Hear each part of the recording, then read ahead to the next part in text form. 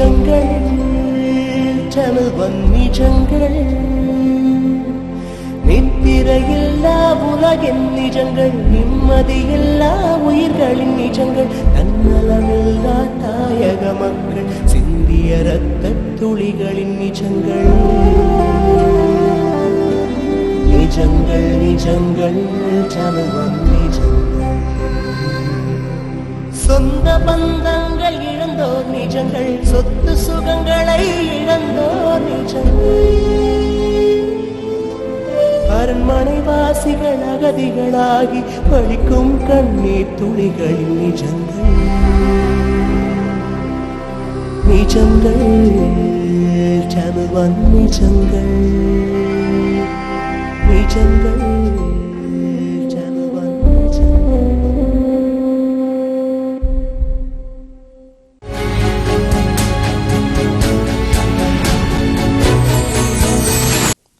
உங்களை அன்புடன் வரவேற்கின்றோம்.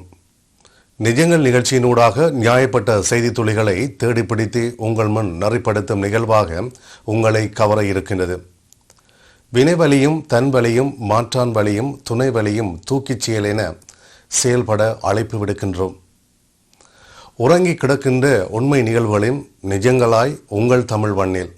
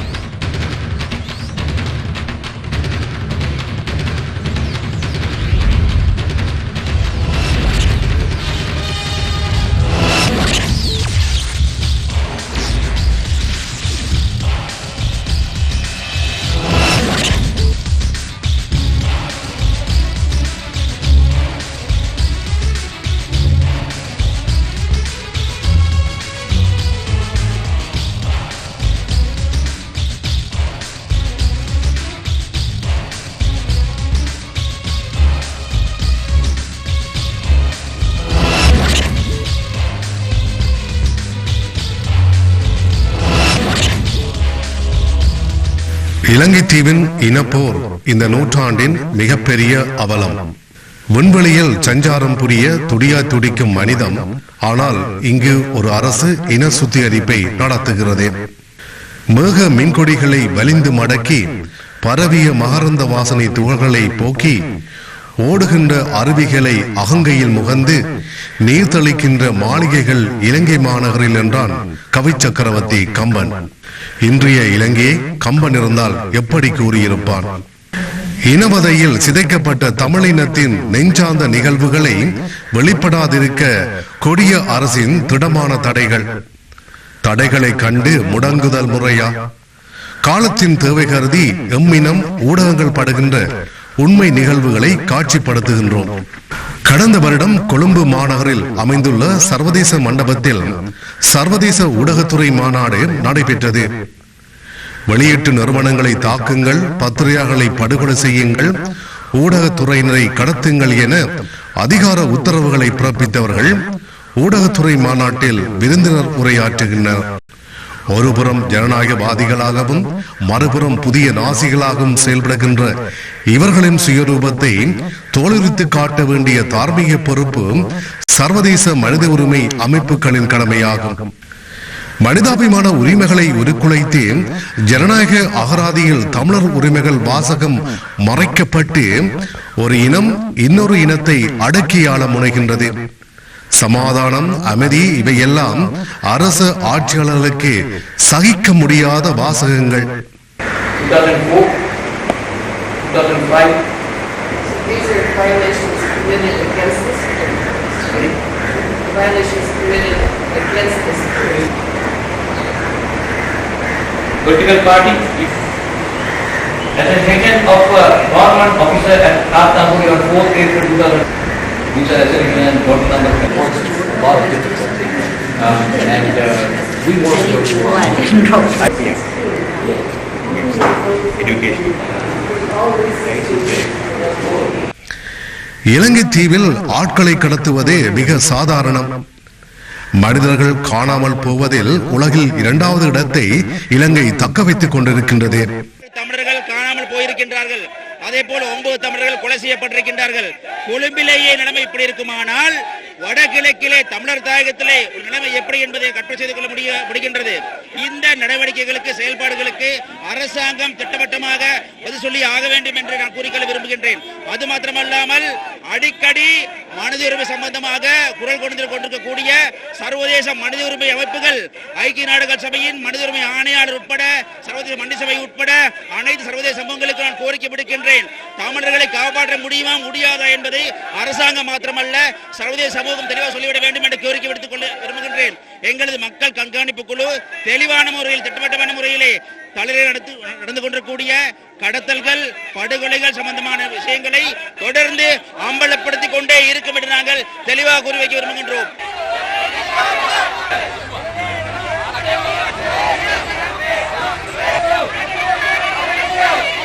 சிலாவத்துல சிஐடி 3 தடவை கூப்பிட்டு விசாரிச்சாங்க. அதுக்கு பிறகு என்ன நடந்ததுன்னு தெரியாது அவருக்கு. என் மகனை காண இல்ல, அதனால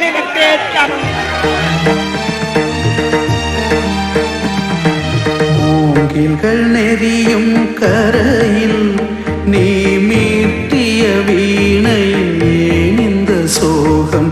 மூங்கில்கள் நெறியும் கரையில் நீ மீட்டிய வீணையில் ஏன் இந்த சோகம்? காத்திருப்பாயிளம் பெண்ணே, காத்திருப்பாயிளம் பெண்ணே, காலனின் தூதர்கள் அன்று தீர்த்தனரும் அவன் கதையை, தீர்த்தனரும் அவன் கதையை எப்படி நான் அதை சொல்ல சொல்ல? மூங்கில்கள் நெறியும் கரையில் நீ மீட்டிய வீணையில் இந்த சோகம்.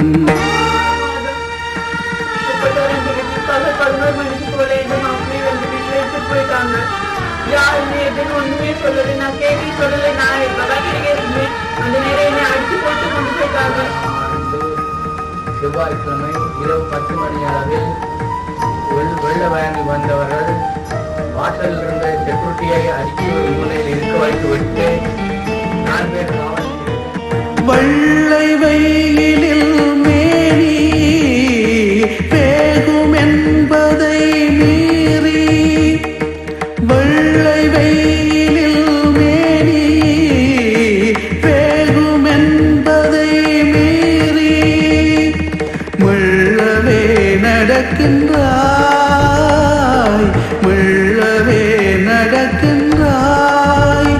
அவன் போய்விட்ட பாதையில் நீ வழி தொடர்க. மூங்கில்கள் நெறியும் கரையில் நீ மீட்டிய வீணையில் ஏன் இந்த சோகம்?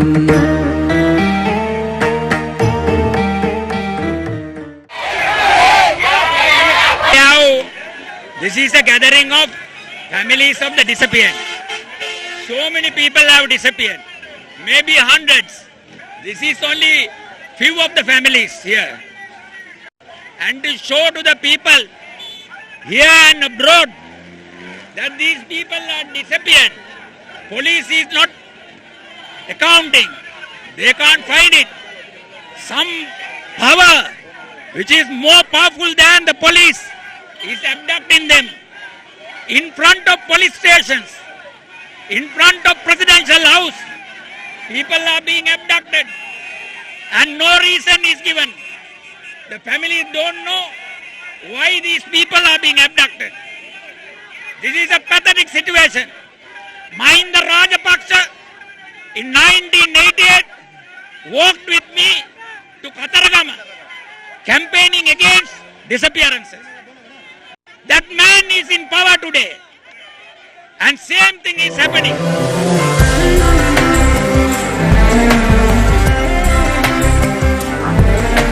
ஸ்ரீலங்காவின் ஏவல் படைகளினால் படு பாதகமாக பாதிக்கப்பட்டவர்கள் ஊடகத்துறையினர். ரிச்சர்ட் டி சொய்சாவில் தொடங்கி தமிழ் பத்திரிகையாளர்கள் வரை படுகொலைகள் தொடர்கின்றன. தேர்தல் காலத்தின் போது பிபிசியின் யாழ்ப்பாண செய்தியாளர் நிர்மலராஜன் நள்ளிரவில் குண்டறிந்து படுகொலை செய்யப்பட்டார். இவரின் படுகொலையின் பின் பிபிசிக்கு யாழ் செய்தியாளராக யாரும் முன்வரவில்லை. கிழக்கிழங்கையின் மூத்த பத்திரிகையாளர் நடேசன் படுகொலை சம்பவம். பல தடவை கொலை மிரட்டல்கள் விடுக்கப்பட்டும் பத்திரிகை பணியை உயிராக நேசித்த நடேசன் தமிழ் தேசியத்துக்காக பலியானார். சர்வதேசத்தையே அதிர்ச்சியில் உறைய வைத்த தராக்கி சிவராம் அவர்களின் மரணம். மட்டுநகர் வாவியின் மேலோடி நீக்கும் புளியந்தீவு பாலத்தில் உறைந்தவாறு கிழக்கின் தென்றலில் இன்பவசப்பட்ட மண்ணின் மைந்தன் மண்ணின் வளத்துக்காகவே புதைக்கப்பட்டான். வைர வரிகள் மூலம் மும்மணியில் முத்திரை பதித்தவன். நல் வாழ்க்கை கிடைத்தும் மண் பெரிதென வாழ்ந்தவன். மண்ணை நேசித்த காரணத்தினால் மண்ணை அணைத்தான். முடிவில் பேனாமுனையில் வீரியம் பேசிய சிவராம் கோழைத்தனமாக கொல்லப்பட்டான். The international mission found that there has been a serious deterioration in the security situation for the Sri Lankan media, with threats, abductions and attacks committed by all parties in the conflict, and particularly paramilitary and militia groups. 8 media workers have been killed since August 2005, and there have been numerous death threats and incidents of harassment, including violent attempts to stop the distribution of newspapers.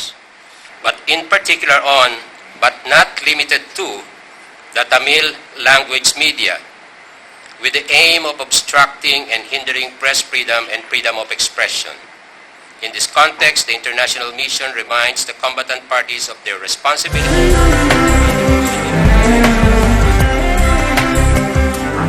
August மாதம் 29ஆம் தேதி சூரியன் FM வானொலி தலைமை செய்தியாளர் குருபரன் கடத்தப்பட்டார்.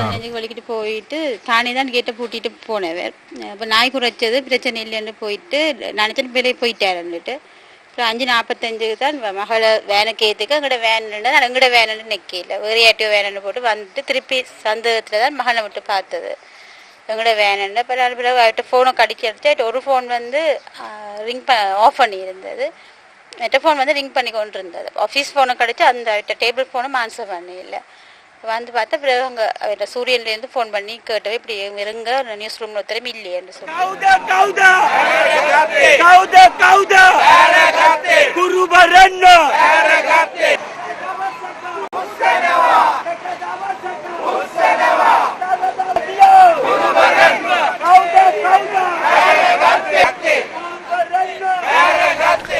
மே 2ஆம் தேதி 2006ஆம் ஆண்டு யாழ் உதயன் பத்திரிகை நிறுவனம் மீது தாக்குதல் சம்பவம்.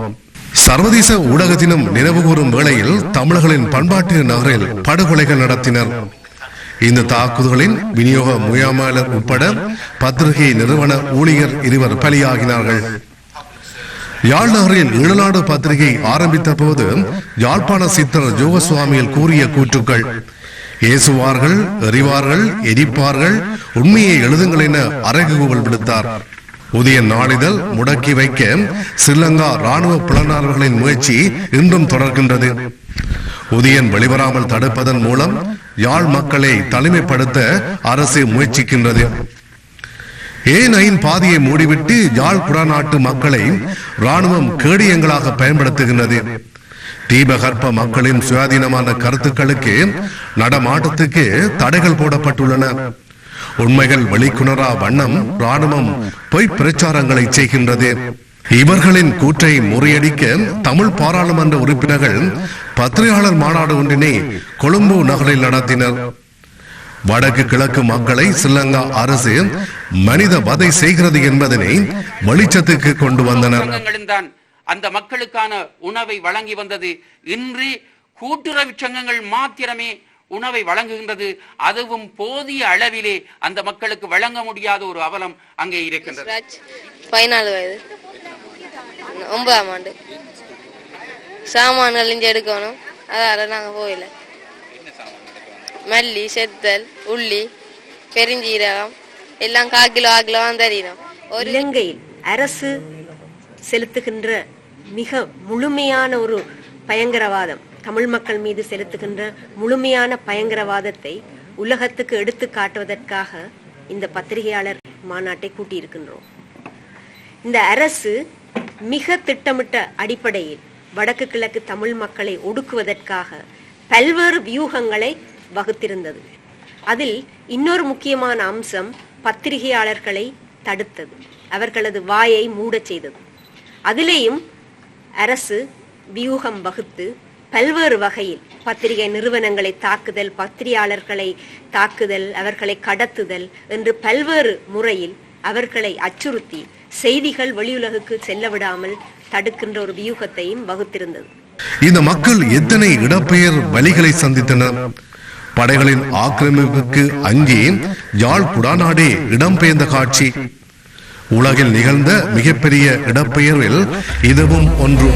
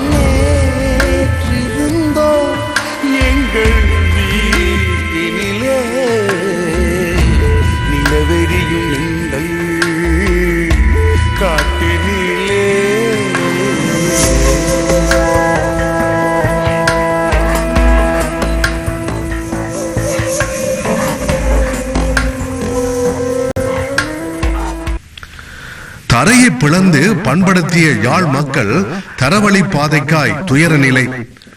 மக்கள் பாதுகாப்பு என்ற பெயரில் படையினரின் நலன்களுக்காய் ஏனையின் பாதையை மூடி நித்தம் வதைக்கின்றனர். யாழ்ப்பாணத்துக்கான பாதையை மூட யாருக்கும் அதிகாரம் இல்லை. அது யாழ் மக்களின் சொத்து. அந்த மக்களின் சொத்தை அபகரிப்பதை தொடர விடுவதா? வீதி தடை, உணவு தடை, மீன்பிடி தடை இன்றைய நிலையில் குடாநாடு திறந்தவெளி கூடமாக காட்சியளிக்கின்றது.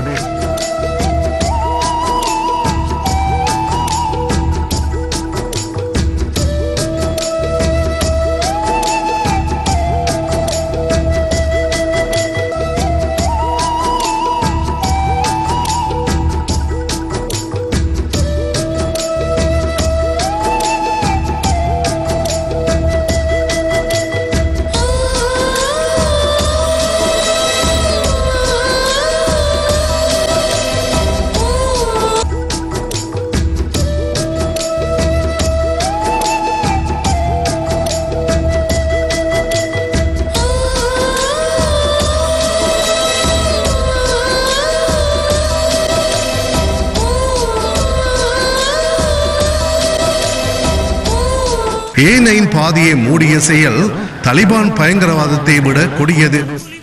ஸ்ரீலங்கா அரசு எத்துணை கொடியது என எடுத்துரைப்போம் வாருங்கள். இனவாத அரசுக்கு எதிராக உரிமை குரல் எழுப்புவோம். மக்களின் அவலங்களை உலகுக்கு தெரிவிப்போம்.